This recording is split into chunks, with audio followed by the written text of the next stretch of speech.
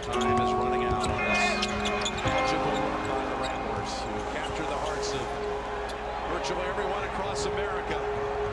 What a fantastic run it was, but it's Michigan taking the semi-final game, 69-57. The Bears in blue is all set for a Monday night appearance.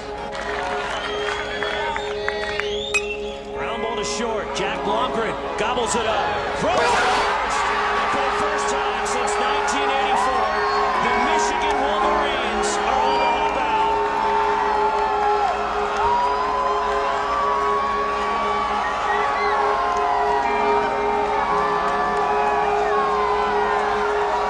It's a polarizing figure. There are people out there that believe that whatever Michigan does is tainted. It's up to you to decide, but hail, hail Michigan. They are the champions of college football 2023.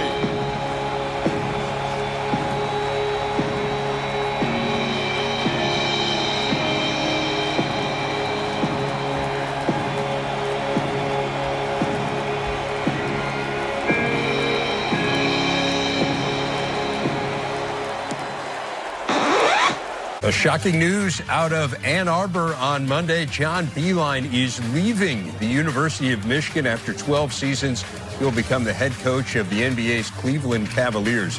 So with that, I'd like to formally introduce the next leader of Clemson baseball, Coach Eric Bakich.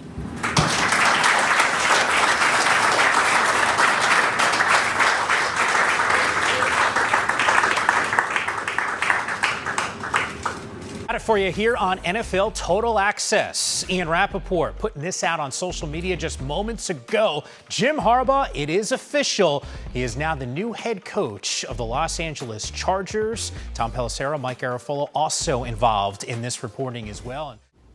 What if I told you the best athletic department in the country couldn't keep the best coaches in the country?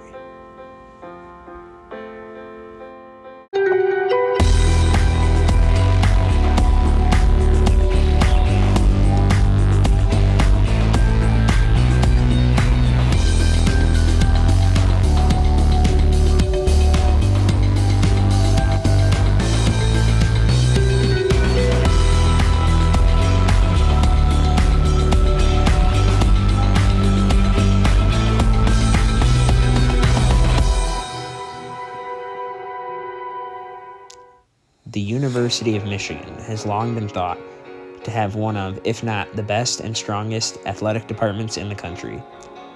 Boasting one of the only self-sustaining athletic departments, as well as a whopping $255 million budget, the health of the department is never in question. A lot of this can be attributed to success on the field. Michigan has won 58 team national championships, 330 individual national championships, and 419 Big Ten championships. As recently as 2023, Michigan capped off a year which saw them win 13 Big Ten championships, a record for both the school and the conference. And yet, as a lifelong fan and student, it has been very disappointing to see the athletic department unable to retain elite coaches John Beilein, Eric Bakich, and Jim Harbaugh. Why is this? Is there some sort of overarching issue? Or are these three isolated incidents that just so happen to occur in a span of 8 years? This documentary will seek to answer these questions by examining each coach individually.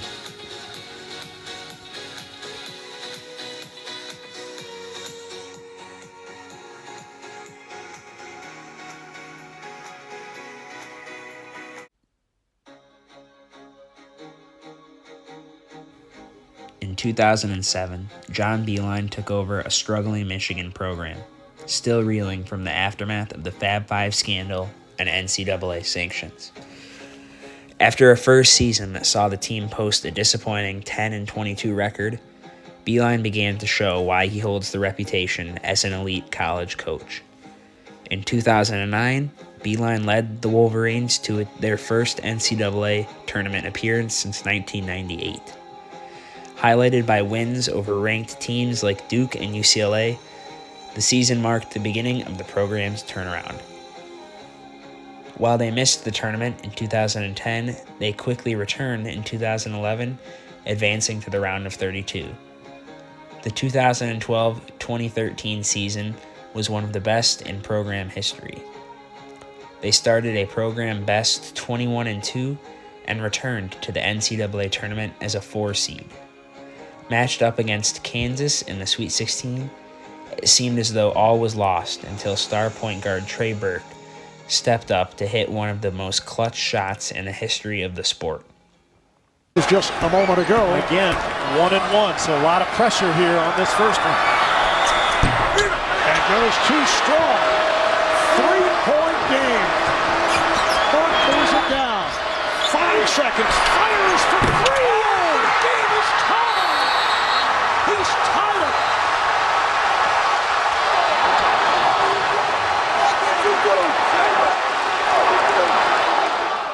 Michigan went on to win the game 87-85 in overtime, advancing to the Elite Eight. Wins against Florida and Syracuse put them through into Beeline's first national championship, where they lost a controversial game to Louisville. Burke also went on to win National Player of the Year honors, a first for the program. In 2014, Michigan won the Big Ten regular season title and made another deep NCAA tournament run, falling to Kentucky in the Elite Eight. The program went through a couple mediocre years before entering possibly the best era in Michigan basketball history. In 2017, an underdog Michigan team won the Big Ten tournament and made another run to the Sweet 16. In 2018, they won the Big Ten tournament again and entered the tournament as a 3 seed. At risk of being upset in the second round by Houston, and 11 years into his tenure, Beeline and the Wolverines showed they still had some marked magic in them. And it's inbounding. So the pass is going to come from Livers. He rifles it right in front of us to Abdul Rahman at midcourt. Extra pass. And it goes for the win! The three-pointer by Jordan Poole. A freshman has won it for the Wolverines. The team would go on to make another appearance in the national championship, this time falling to Villanova. 2019 saw Michigan post another 30-win season, once again bowing out in the Sweet 16. And then, on May 13, 2019, it all came to an end. In a shocking decision, Beeline announced that he was heading to the NBA to coach the Cleveland Cavaliers. Why? He'd spent 12 years building Michigan into one of the premier programs in college basketball, and seemingly had all the resources he could want at a school like Michigan. There are a couple of factors that likely went into his decision. First of all, college basketball was a changing game. It hardly resembled the sport that Beeline entered in 1978, dealing with the constant turnover of one-and-dones with NIL and an expanded transfer portal on the horizon. It's easy to see how this could get exhausting for a 66-year-old coach. Second of all, it's important to look at the team he chose to go to. The Cavs owner, Dan Gilbert, is a Michigan native and had a prior relationship with Beeline. Cleveland's close proximity to Ann Arbor would allow Beeline to make the jump without having to uproot his entire family and livelihood. He'll also get summers off compared to the year-round commitment of college basketball. Combine all this with an aging coach who might not get another shot to try the NBA, this was the perfect opportunity, and it seems like there was nothing Michigan could have done to keep Beeline.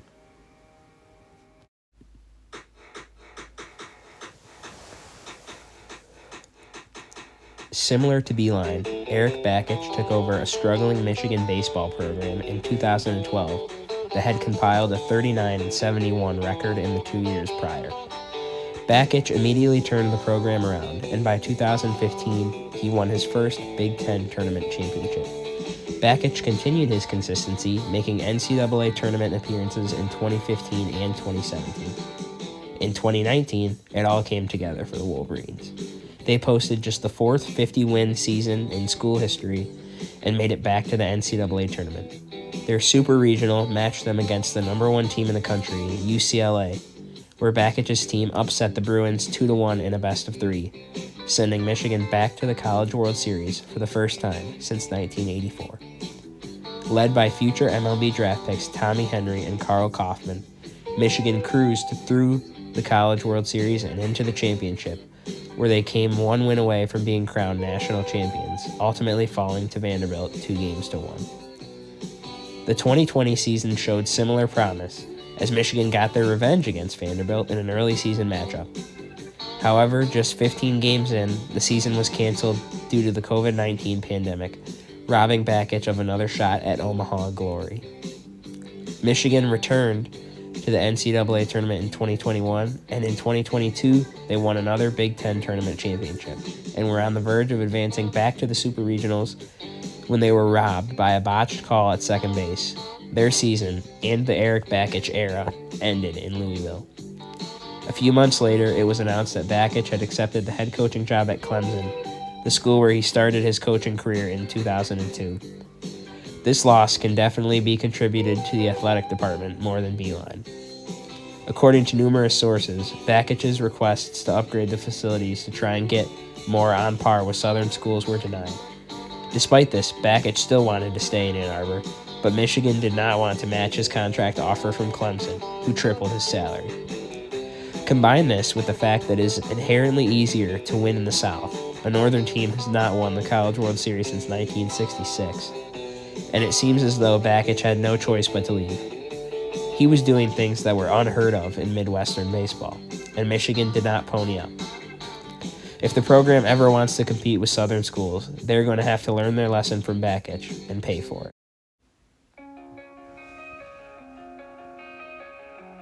Jim Harbaugh's relationship with the University of Michigan began long before he became the coach there. His father, Jack Harbaugh, was an assistant coach at Michigan under Bo Schembechler from 1973 to 1979. It was during this time that Jim developed a love for the University of Michigan, and his dream became to play for Bo.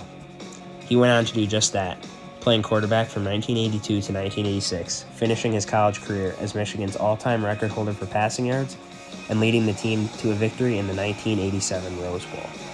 Because of this, it's easy to understand why he was dubbed the savior of Michigan football when he took over a floundering program before the 2015 season. While Harbaugh definitely returned the program to national relevance, posting 3 10-win seasons in his first 4 tries, he was far from a savior, failing to win the conference and dropping all 5 games against Ohio State from 2015 to 2019.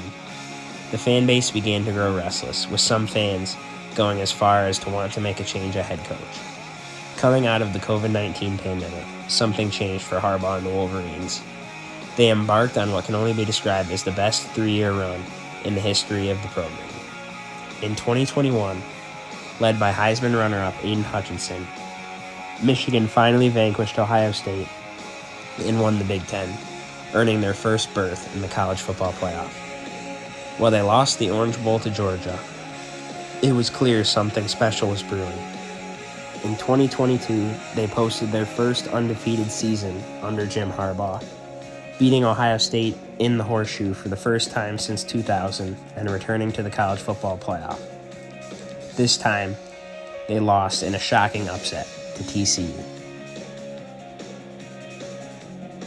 Star quarterback J.J. McCarthy famously declared, "We'll be back," in the post-game press conference, which set into motion the greatest season in Michigan football history.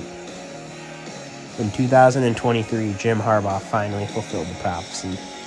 Arguably the most well-rounded football team of all time, Michigan rolled through the Big Ten, once again defeating Ohio State in thrilling fashion on a last-second interception by Rod Moore.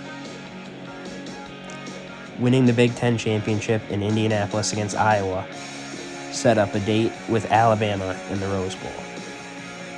In one of the greatest football games of all time, Michigan clawed back from down 20-13 to force overtime. Then gets big yards. 3 Michigan tight ends in the ball game. They handed to Corey McGinn, who makes the cut. First down. Spins and scores. Blake Corum puts Michigan on top in overtime. Here we go. No more timeouts to take here. Game on the line. It's Williams in motion. Low snap. Melrose stopped. Michigan makes a stand and comes up with a milestone playoff victory.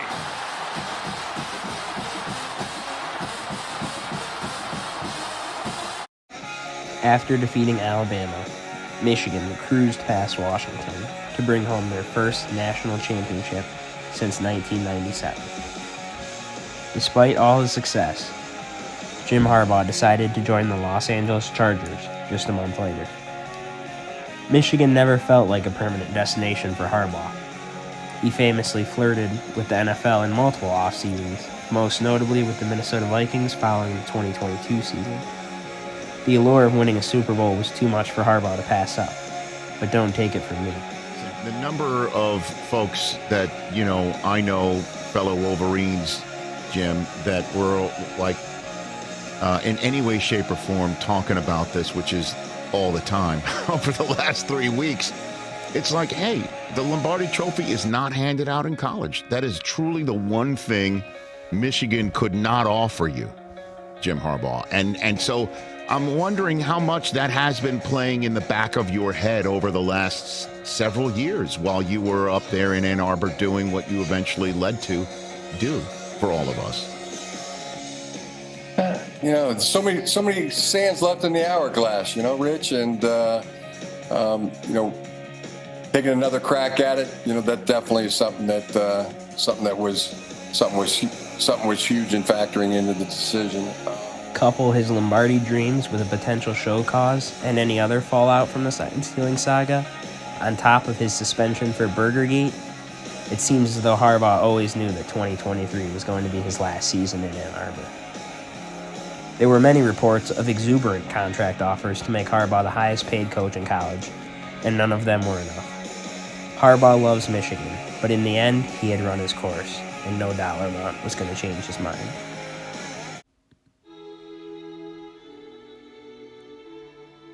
So, is Michigan bad at retaining coaches? I don't think so. While the department possibly could have done more to keep Coach Bakich, it's important to remember that coaches leave. Jack Harbaugh once said, "Nobody is ever happy when a coach leaves a college program. Either the coach is upset because he was fired, or the fans are upset because he left." Regardless of how strong of an athletic department and university Michigan is, it is up to these coaches to do what they think is best for them, and sometimes Michigan is not a part of that future. The best thing that we can do is not dwell on the loss, but be grateful for all the great things that our coaches accomplished in their time here, and how they represented our university from the day they got here until the day they left. So thank you, Coach Beilein, Coach Bakich, and Coach Harbaugh. You have provided countless fans with countless memories, and that is why it's so hard to say goodbye.